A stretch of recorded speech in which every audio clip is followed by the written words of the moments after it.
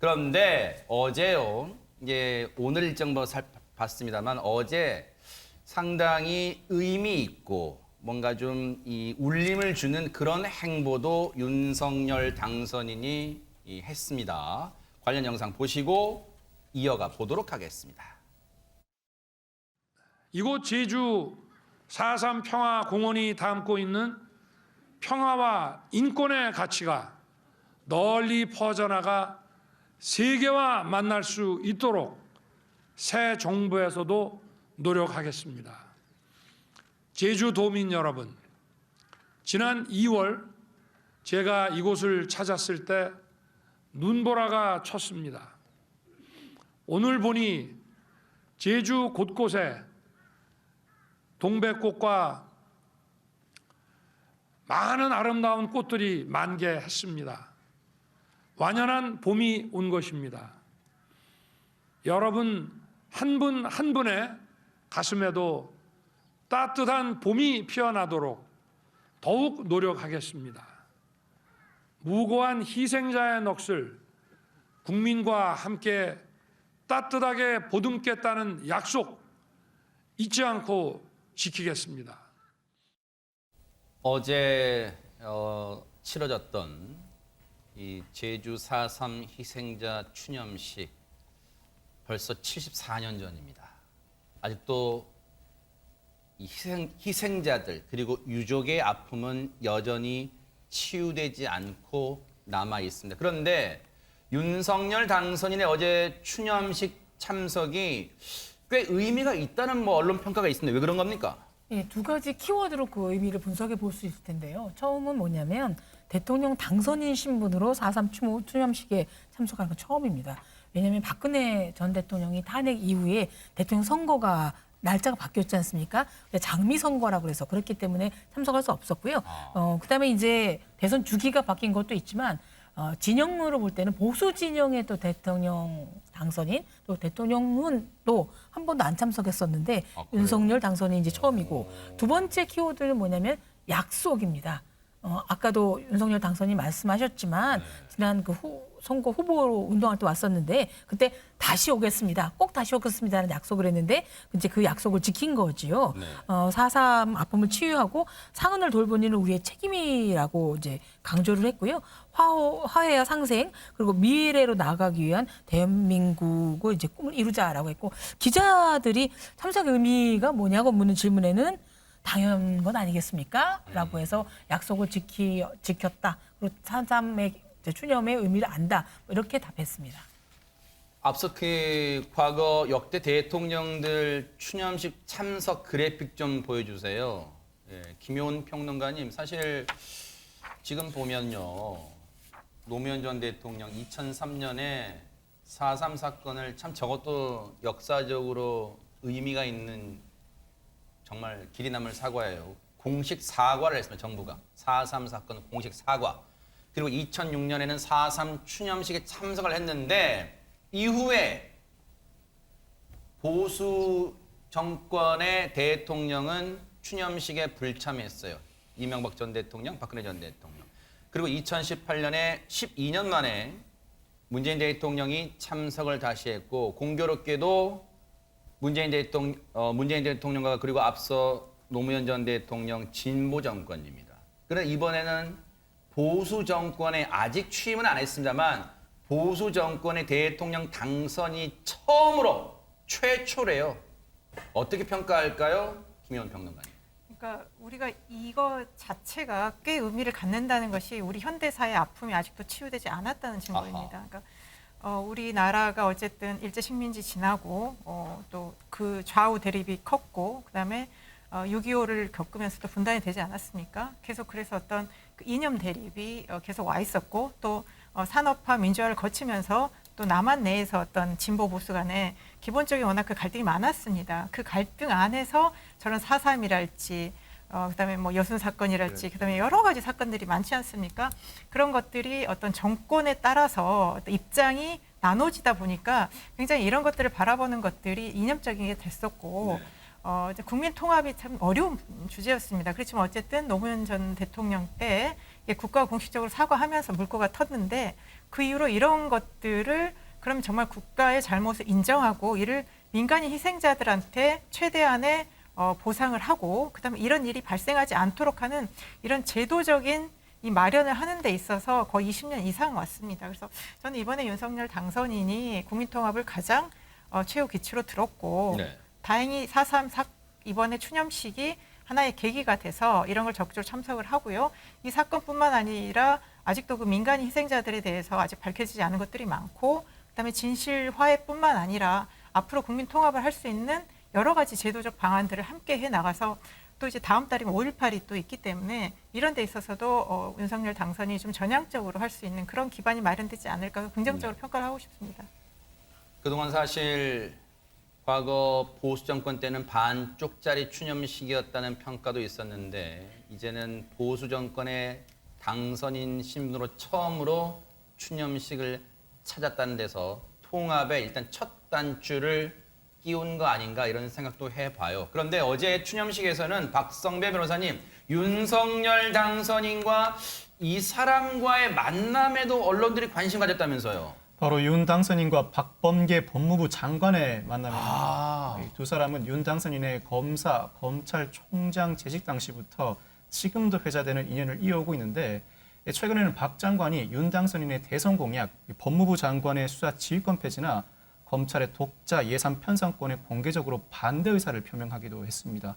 그러자 인수위가 법무부의 업무 보고를 한 자리에 퇴짜 놓는 등 갈등을 빚기도 했었죠. 두 사람 지난해 초 검찰 고위 간부 인사 논의 만난 이후 1년 2개월 만에 처음 만나게 됐는데 그저 인사하고 간단한 인사말만 나눈 뒤 각자 자리로 돌아갔다고 합니다. 네. 윤 당선인 측은 특별히 대화를 나눌 만한 상황이 아니었다고 설명하고 있습니다. 네. 두 사람의요. 글쎄요. 저 때는 이제 어제의 모습이고요.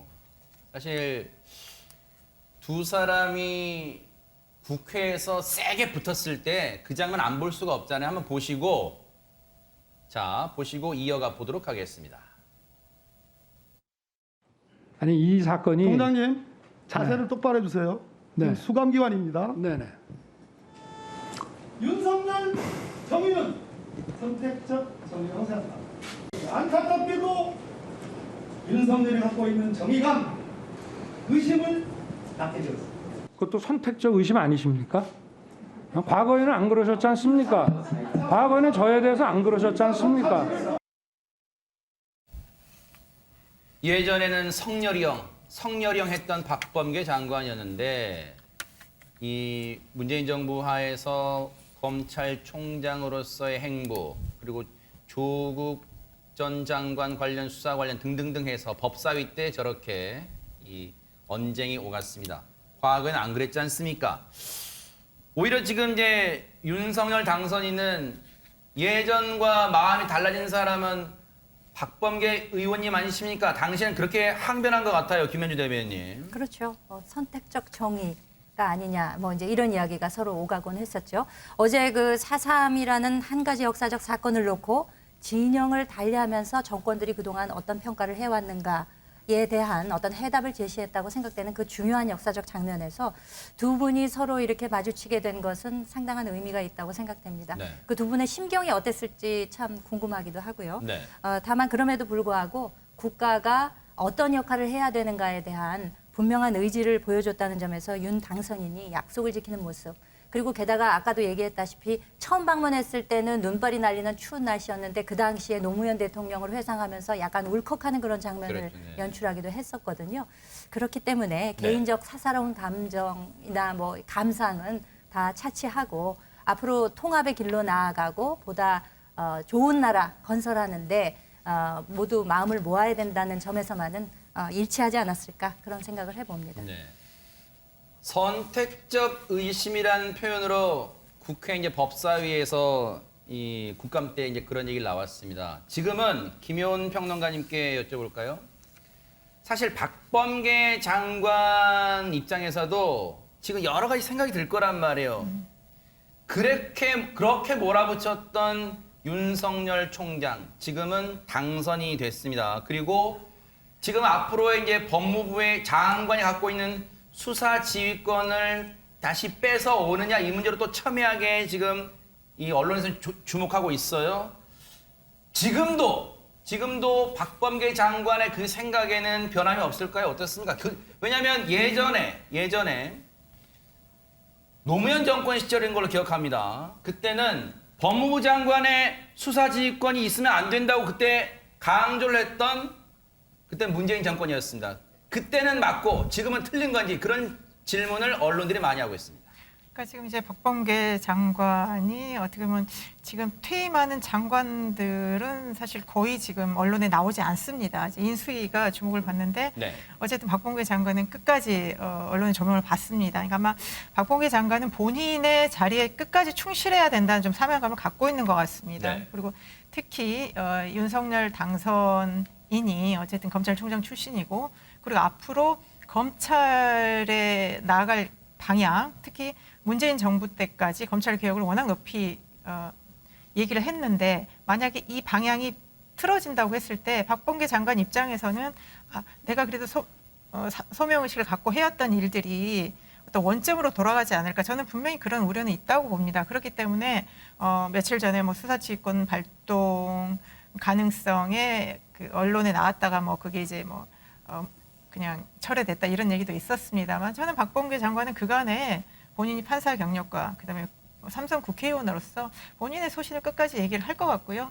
물론 윤석열 그 지금 당선인과의 뭐 위치가 완전히 바뀌었지만 저는 2013년에 윤석열 검찰총장 응원하는 때라 2020년에 또 국회의원으로서 검찰총장을 다그치는 것도 본인의 어떤 직분에 충실하다 보니까 네. 그렇게 나왔던 거고요. 네. 지금은 또 새로운 변화에 맞춰가는 것이 바람직하고 또 이제는 그 장관을 그만두면 국회의원으로 오기 때문에 네. 또 앞으로 윤석열 정부에 대해서 또 어떻게 날카롭게 또 비판을 할지 그거는 또 지켜봐야 되겠습니다. 네. 화끈한 공격수가 될지 한번 볼게요. 윤석열 정부에 대해서. 그런데 어제 이제 제주를 다녀왔잖아요. 유인경 평론가님, 당선인이. 근데 뭘 타고 갔을까? 근데 그 타고 간 것 때문에 뭐 지금 뭐 논란이 있다는데 뭐예요? 지난번에 후보 자격으로 갔을 때는 일반 비행기였죠. 네. 근데 이제 당선인이지 않습니까? 대통령 아니지만 대통령 전용기인 공군 2호기를 타고 왔습니다. 그런데 또 이것도 당선인이 이런 공군 2호기를 타고 간 게 최초라고 하네요. 만약에 문재인 대통령이 안 돼. 탈 수는 있는가 봐요? 예, 탈 수는 있지만 뭐 공군이나 대통령이 아직 아니잖아. 안 태워줄 거야. 이랬으면 못 탈 수도 있는 거죠. 그냥 일반 비행기 타시오. 근데 타게 됐어요. 2호기는 뭐 굉장히 규모도 작고 하는데 그래서 왜 우리가 이분이 윤석열 당선인이 2호기 타고 간 의미를 보여야 하냐면 네. 지금 정권 이양의 협력 관계가 비교적 순조롭게 되고 있구나. 상징물이에요? 예, 2호 타, 뭐 이게 됐다라는 거죠. 그래서 약간의 안도를 갈 수도 있는 거고요. 네. 그다음에 2018년에는 당선이 아니지만 문재인 대통령의 대북 특별 사절 대표단이 평양에 갈 때도 이걸 한 적은 있습니다. 뭐 수용 인원이 40명 정도여서 국내 뭐 저것도 평양 갈 때 정도만 되고 먼 길 갈 때는 1호기를 타고 간다고 합니다. 2호기를 타고 갔다 왔습니다. 네. 논란이 아닌 화제였다고 하는 게 적절할 것 같아요.